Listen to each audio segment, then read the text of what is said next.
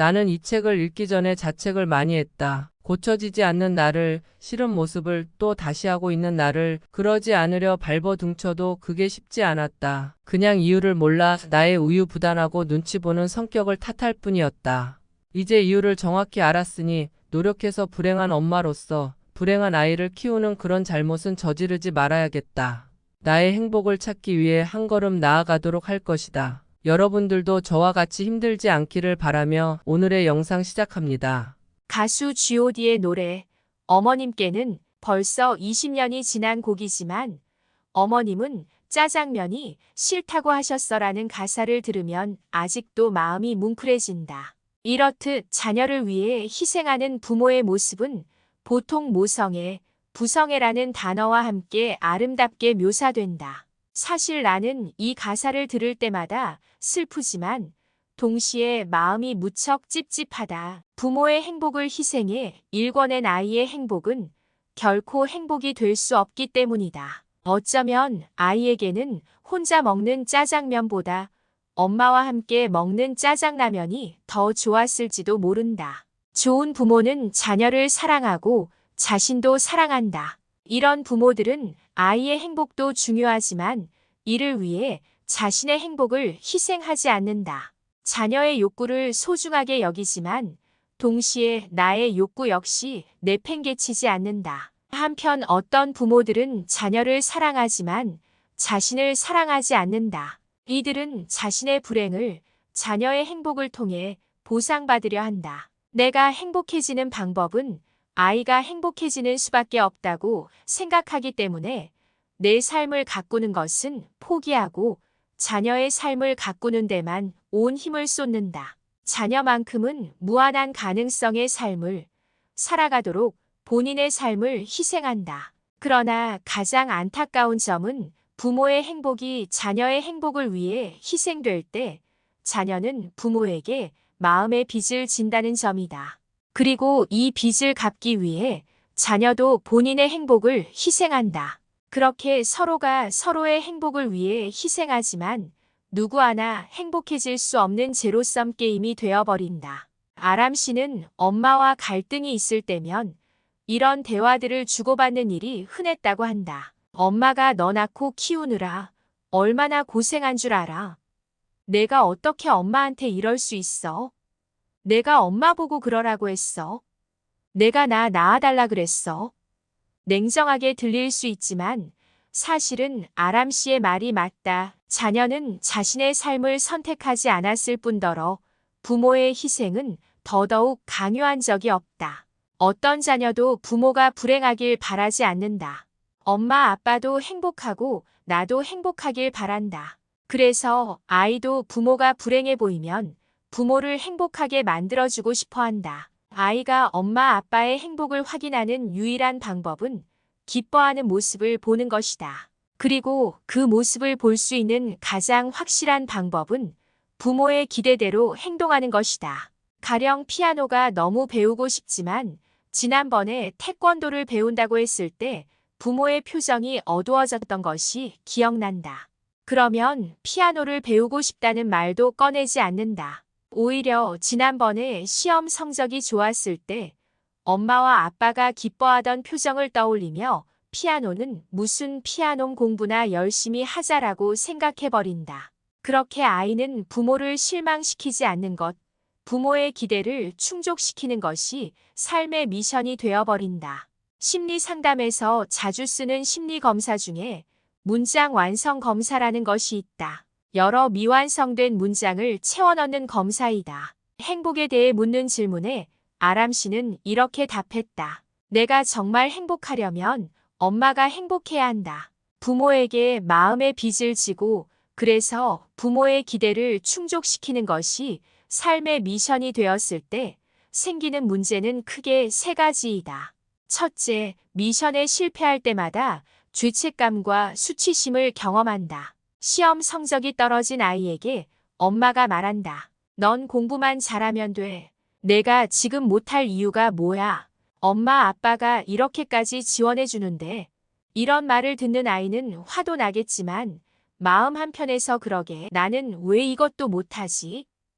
엄마 아빠가 이렇게까지 해주는데 난 왜 공부 하나도 제대로 못할까? 내가 공부만 제대로 하면 엄마 아빠가 행복해질 수 있을 텐데라는 생각이 든다. 마음의 빚이 더해지고 그만큼 죄책감도 쌓인다. 이것조차 하지 못하는 나에 대해 창피하고 수치스러운 마음이 생긴다. 이런 마음을 숨기고 싶어서 소리 지른다. 아, 나도 잘하고 싶다고. 그러자 옆에 있던 할머니가 한마디 거둔다. 너희 엄마 같은 사람이 세상에 어딨어? 엄마가 너 어떻게 키웠는지 알고도 내가 이렇게 소리를 지르는 거니? 숨기고 싶었던 수치심이 더 커진다. 사실 아이도 알고 있기 때문이다.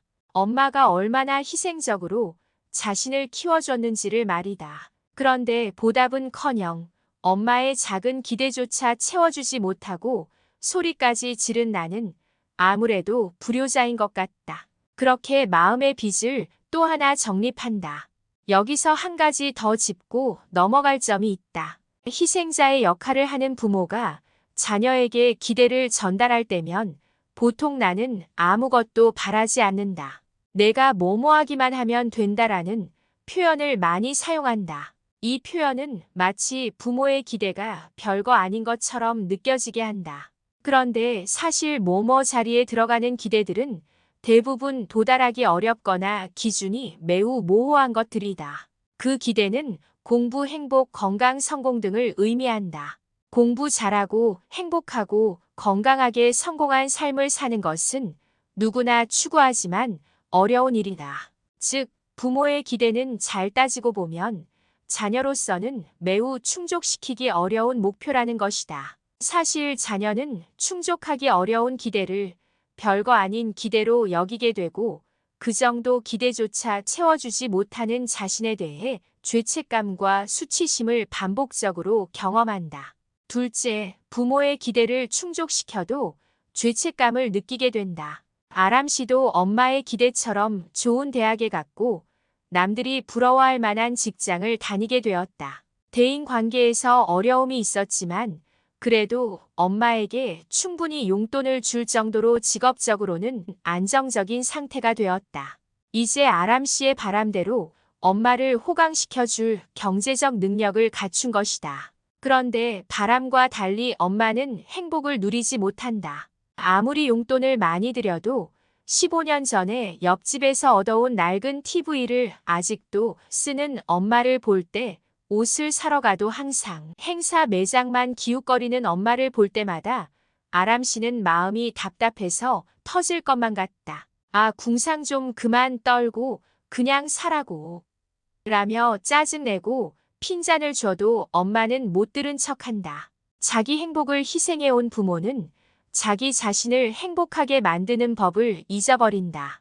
여전히 불행한 부모를 보는 자녀는 마치 부모의 행복을 자신이 뺏은 것 같은 느낌이 든다.